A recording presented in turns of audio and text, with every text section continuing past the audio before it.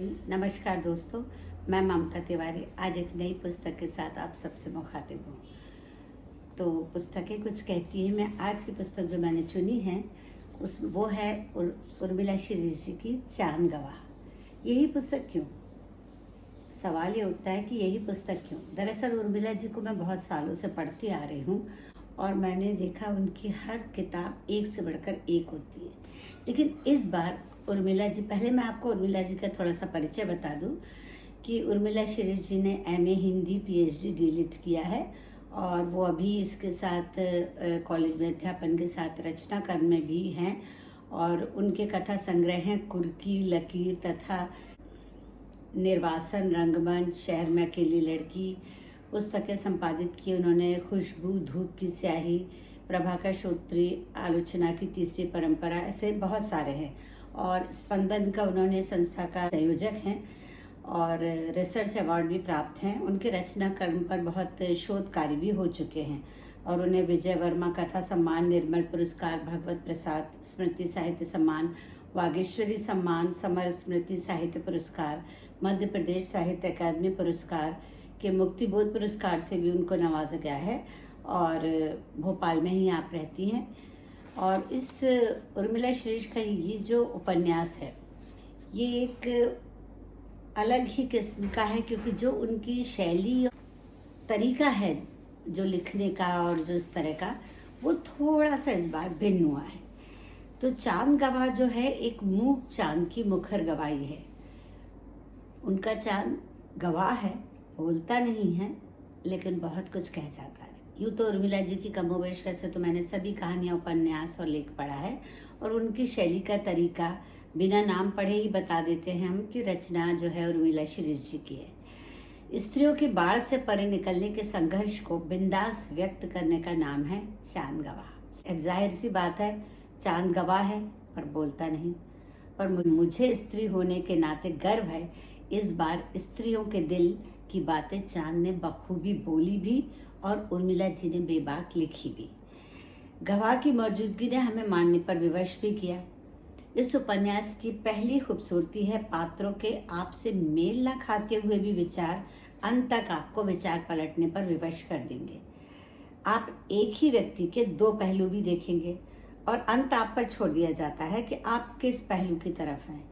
ये एक वार्तालाप जीवनी की तरह है जिससे एक पात्र दो नजरिए से सुनाता है। मैं चांद गवाह की समीक्षा करूं, इतना बड़ा कद नहीं है मेरा, पर उपन्यास जिस तरह स्त्री के आगे बढ़ते कदमों की पैरवी करता है उससे उर्मिला जी तो पद्मश्री की हकदार हैं ही, क्योंकि उनके सारे लेखन को मिलाकर। संक्षेप में एक स्त्री दिशा की कथा है ये, जो शादीशुदा दो जवान लड़कियों की माँ है और एक निकम्मे शराबी पति की पत्नी और एक चिंतक। स्त्री को आगे बढ़ाने वाले दोस्त, जिसके लिए देह ही सब कुछ नहीं है, जो उसी के साथ रहता है और समाज के संस्कार वाहकों की प्रतिक्रिया पर आधारित है। दिशा के जीवन के अंग हैं। हम पात्रों के संवाद वार्तालाप के जरिए आगे बढ़ेंगे। तो सबसे पहले हम दिशा के बारे में बात करें। कहानी की हीरोइन एक महत्वाकांक्षी, हठी पर गलत निर्णय लेती, अवसादग्रस्त और बागी स्त्री है, पर हर समय गलत निर्णय नहीं लेती। कुछ स्थानों पर उसके निर्णय सही भी होते हैं। समाज के नियमों के विरुद्ध जाकर बढ़ती उम्र में सच्चे प्रेम की चाहत के साथ कुछ करने की, आगे बढ़ने की ललक भी रखती है। इस जंग में अपने परिवार, बच्चों, दोस्तों का असहयोग और भी मजबूत और कठोर बनाता है। दिशा के विचार इतने अच्छे से स्पष्टीकरण देते हैं कि पाठक भी उसकी गलत बातों से कई बार सहमत हो जाता है। उसे जीवन की हर बात पर लॉजिक देना भी आता है। ऊंची और मॉडर्न सोच में कई बार तो अपनी जवान लड़कियों से भी, यानी आज की पीढ़ी से भी आगे निकल जाती है। बीच बीच में दिशा के द्वारा कविता का तड़का भी समाज पे व्यंग करता है।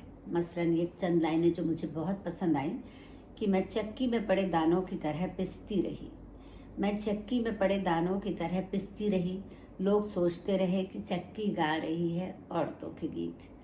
मैं गहरे कुएं में खाली मटकी की तरह डुबडुबाती रही, लोग समझते रहे कि मटकी में पानी भरा है।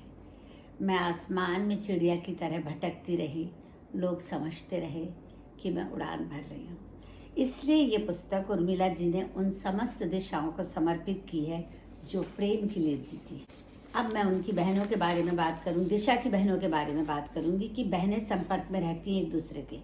एक बहन तो पूरी जिम्मेदारी निभाती है, क्योंकि दूसरी तरफ उसे अपने ससुराल का भय है कि लोग क्या कहेंगे कि उसकी बहन पराये मर्द के साथ और प्लस साथ में पति के साथ भी रह रही है। उसके तर्क अजीब होते हैं। कभी वो बहन कहती है कि मानसिक सहारा पाने के लिए एक अजनबी, बेरोजगार और फ्रॉड आदमी को अपने साथ रख लिया। ये भूल जाती है कि बहन को मानसिक सहारा भी चाहिए, क्योंकि उसका पति तो ऑलरेडी शराबी है। क्योंकि वो संदीप जैसे अजनबी जो आर्थिक रूप से दिशा पर निर्भर है। सच्चे प्रेम की परिभाषा तो बहन को आती नहीं है, तो सबको लगता है कि संदीप जो है वो पैसों और जमीन के लालच में दिशा के साथ है।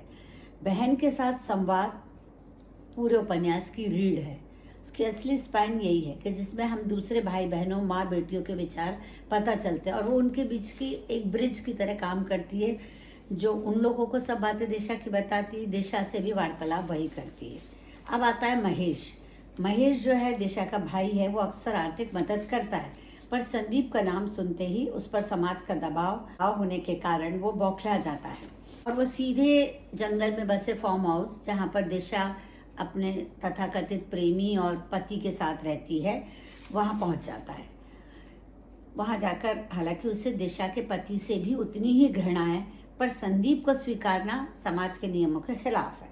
पर संदीप से वार्तालाप में उसे ये सच स्वीकार करना पड़ता है कि संदीप बुद्धिमान है, उसकी बहन की मदद करने वाला व्यक्ति है और वो परिवार और समाज का मुंह बंद करने का फैसला ले लेता है। अब आती हैं निधि और पारुल, दिशा की दोनों लड़कियां। दोनों बेटियां यूं तो माता पिता के गलत व्यवहार के कारण दोनों से चिढ़ती हैं, परंतु संदीप के प्रति उनकी घृणा इतनी तीव्र है कि वे सिर्फ माँ की विरोधी हो जाती हैं और घर छोड़ देती हैं। खुद लिव इन में रहती हैं, पर माँ का प्रेम संबंध उन्हें बर्दाश्त नहीं। यहाँ आज की पीढ़ी की दोहरी मानसिकता को उर्मिला जी ने माँ बेटी के रिश्ते की जलन को बड़ी खूबसूरती से दिखाया है। सब स्वकेंद्रित है, हर कोई अपने बारे में सोच रहा है, सबको अपना भविष्य दिखता है, पर दिशा अगर अपने बारे में सोचती है तो लोगों को अच्छा नहीं लगता है, तो सबको लगता है कि दिशा दिशाहीन हो गई। अब संदीप के बारे में बताती हूँ। यायावर की तरह जिंदगी जीने वाला संदीप बहुत ज्ञानी है, दिशा को आगे बढ़ने के रास्ते बताता है, परंतु आर्थिक रूप से वो दिशा का ही सहारा लेता है। लड़कियों पर रौब भी जमाता है। उसे जर्नलिस्ट बनने का शौक है, तो वो ऐसे कामों में मन लगाता है जहां वो खुद खबर बन सके और प्रसिद्ध हो सके।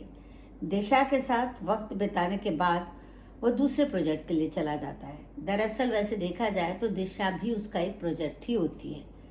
कहानी का अंत दिशा के निर्णय पर निर्भर है। ये डायरी में लिखे उद्गार दिशा के मन की स्थिति को खोलते हैं और पाठकों के सामने डायरी के जरिए एक नई दिशा सामने आती है जिसे कोई समझ नहीं पाता। अंत तो आपको किताब से ही पता चलेगा। लीक से हटकर सामयिक प्रकाशन से प्रकाशित चांद गवाह एक नई शैली में लिखा गया है। उपन्यास के अंत में सुखद या दुखद अंत की उम्मीद न करें, इसमें भी एक अनोखापन है। डायरी के पन्नों के माध्यम से कहानी के खुलासे हुए शब्द रोजमर्रा की जिंदगी से उठाए गए हैं। दिशा की पीड़ा अंत तक हर स्त्री की पीड़ा बन जाती है, पर आखिरी में उपन्यास के सभी पात्रों में सकारात्मक परिवर्तन देखा गया।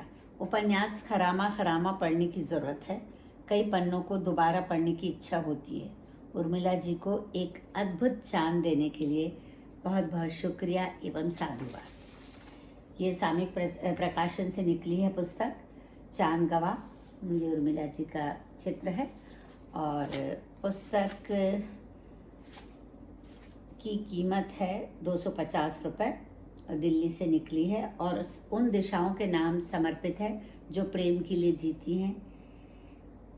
तो आप ज़रूर पढ़िए इस पुस्तक को, बेहद ही दिल को छूने वाली पुस्तक है। शुक्रिया।